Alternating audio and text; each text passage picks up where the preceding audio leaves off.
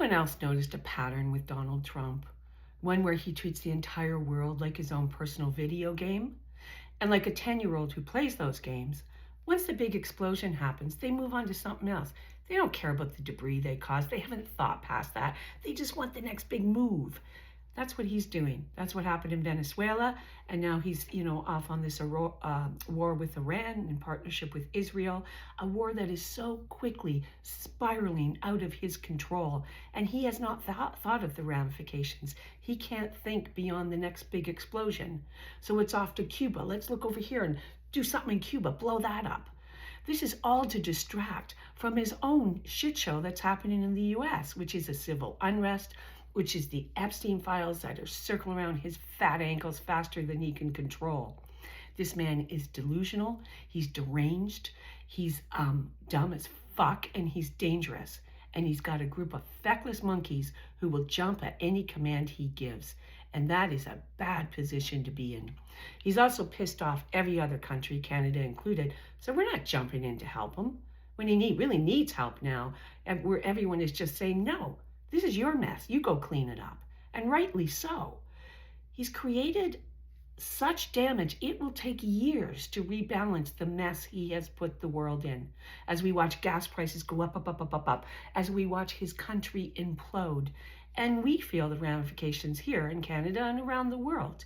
We have to live with the consequences of his insane decisions.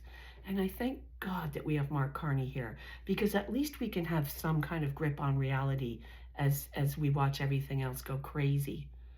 I also think with the other leaders and leaders like Netanyahu and Putin, like the real evil guys, they look at him like that kid in grade 8 who was not so smart, and they could get that kid in grade 8 to do anything they wanted because he would take the heat and they wouldn't. That's who they think Donald Trump is, and that is who he is.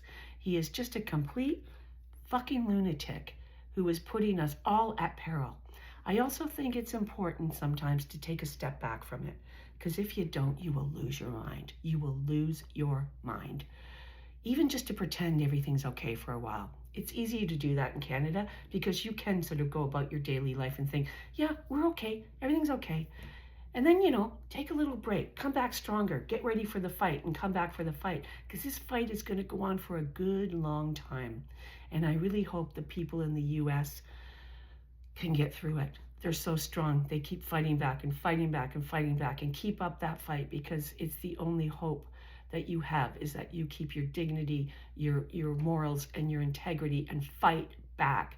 And you do have light on the horizon. You have the midterms coming up. You have people like Gavin Newsom and Bernie Sanders and Pete Buttigieg who have minds and morals and a plan. So keep the faith and hope that will work. But until then, go take a walk. Just go take a walk. Give yourself a break from this shit show.